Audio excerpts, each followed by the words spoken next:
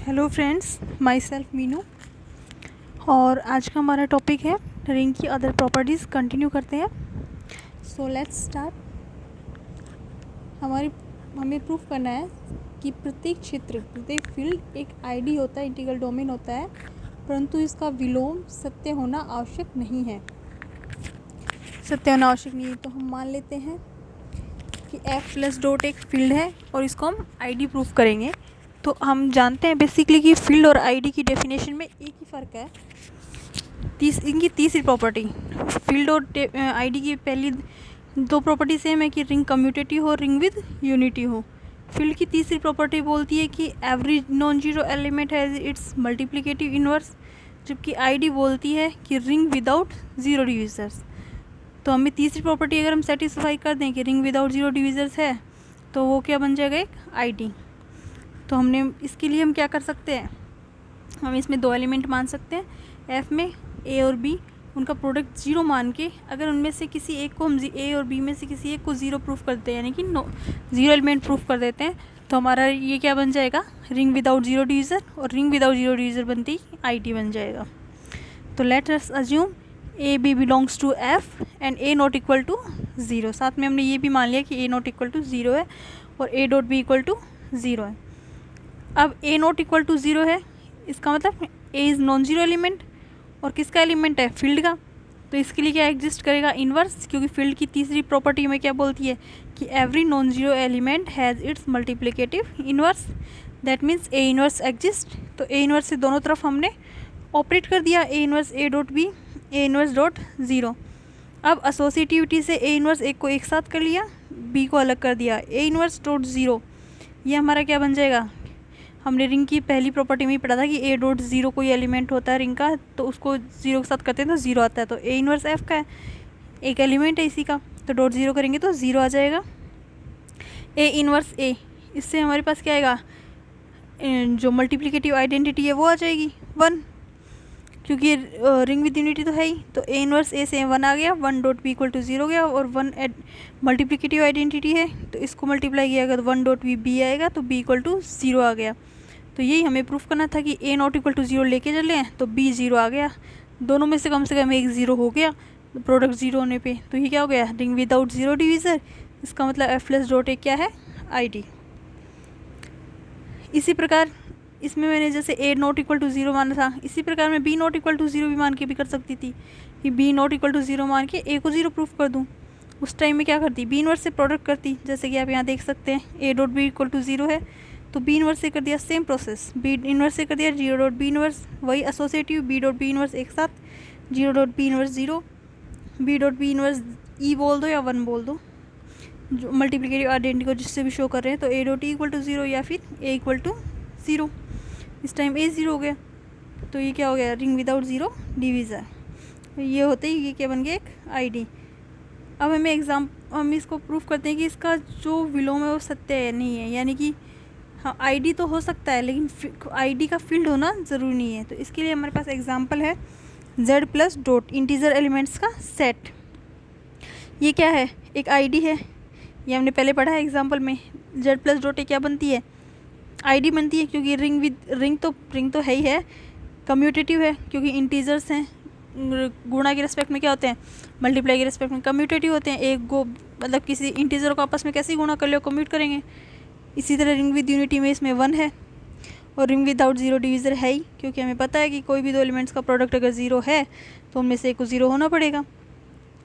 तो ये क्या है, आईडी है लेकिन एक फील्ड नहीं है, क्योंकि आप जैसे देखो, जैसे एक का एलिमेंट, एक का इन्वर्स, एक का तो इन्वर्स चलो एक हो गया, दो का इन्वर्स क्या होता, एक 1/2 होता, 1/2, 2 इंटू 1/2 ही 1 आता, लेकिन 1/2 किस में नहीं है, जेड में नहीं है, जेड का एलिमेंट है ही नहीं। तो इसका मतलब इसके लिए एलिमेंट, इसके नॉन जीरो एलिमेंट के लिए हमारे पास इन्वर्स एग्जिस्ट नहीं कर रहा, दैट मीन्स ये क्या नहीं है, फील्ड नहीं है। क्योंकि फील्ड की डेफिनेशन तो बोलती है कि एवरी नॉन जीरो एलिमेंट है इज मल्टीप्लिकेटिव इन्वर्स। तो यहाँ पे 2 है, जैसे 3 है, ये क्या रख रहे हैं, इनके इन मल्टीप्लिकेटिव इन्वर्स तो ये हैं 1/2, 1/3, ये है क्या, जेड में नहीं है ना, तो ये क्या नहीं है, एक फील्ड। नेक्स्ट, सिद्ध कीजिए कि शून्य के भाजकों से रहित एक परिमित क्रम विनिमय वलय एक क्षेत्र होता है। शून्य के भाजकों से रहित यानी कि विदाउट जीरो डिवीज़र और परिमित है और क्रम विनिमय वाले है एक क्षेत्र होता है। तो हमें फील्ड प्रूफ करना है। तो फील्ड में क्या चाहिए, कम्यूटेटिव रिंग, वो इसने बता रखा है।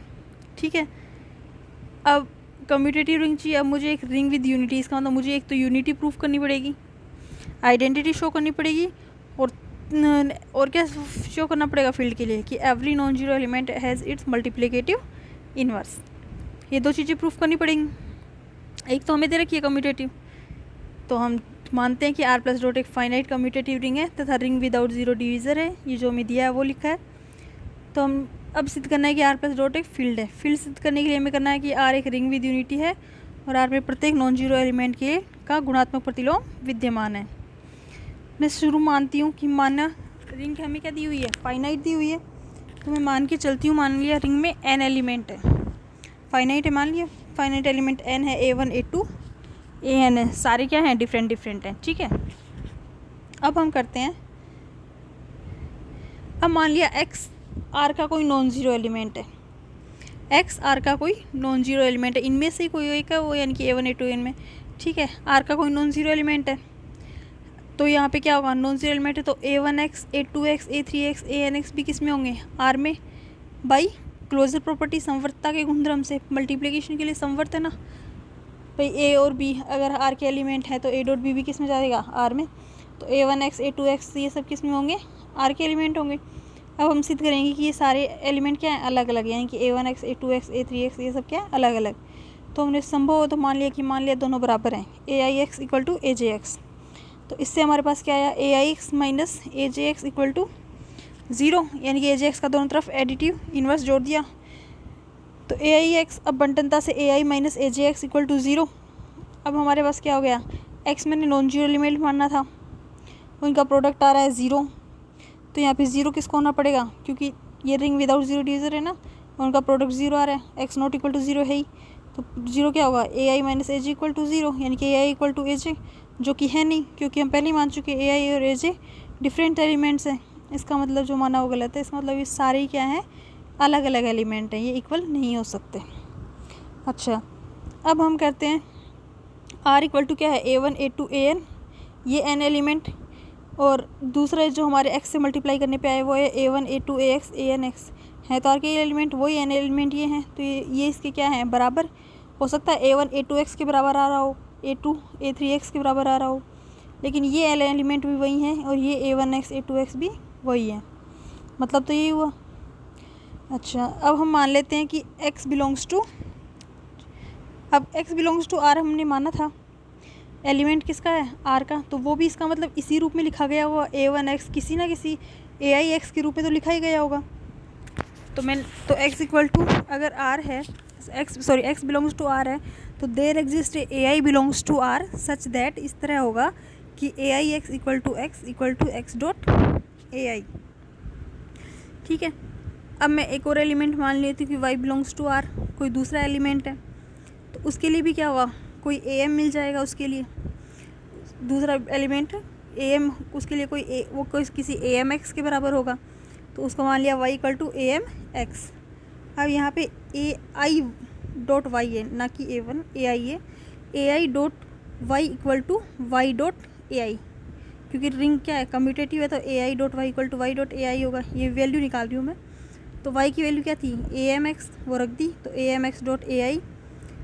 अब एसोसिएटिविटी से x AI को एक साथ कर लिया, और x AI की वैल्यू क्या है, इक्वेशन फर्स्ट से x है, तो AM डॉट x, और AM डॉट x की वैल्यू वापस क्या आ गई मेरे पास, y, तो इसकी वैल्यू क्या आ गई, y। अब हम यहाँ पे देखो, नोट करने वाली बात ये है कि AI डॉट y और y डॉट AI हमें क्या मिल रहा है, y मिल रहा है। दैट मीन्स AI क्या है यहाँ पे, मल्टीप्लिकेटिव आइडेंटिटी। भाई AI डॉट y और y डॉट AI से हमें वापस क्या मिल रहा है, y मिल रहा है, तो इसका मतलब AI क्या है, हमारी आइडेंटिटी, मल्टीप्लिकेटिव आइडेंटिटी। इसको हम 1 से शो कर देते हैं, इसका मतलब AI R का यूनिटी एलिमेंट है, या फिर अर्थात A1 बिलोंग्स टू R, यानी कि जो मल्टीप्लिकेटिव आइडेंटिटी वो एग्जिस्ट करती है।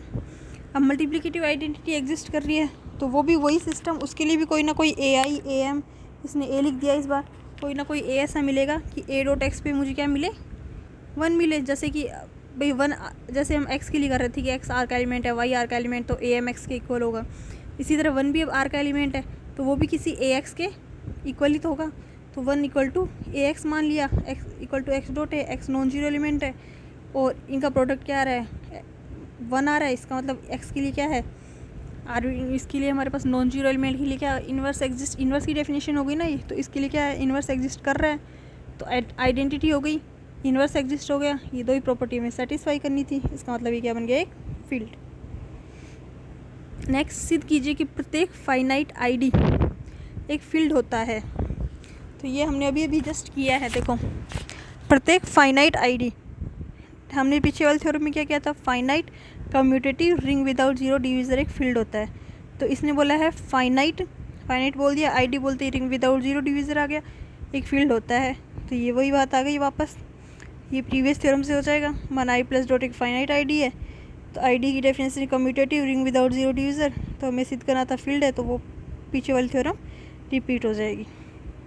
Thank you.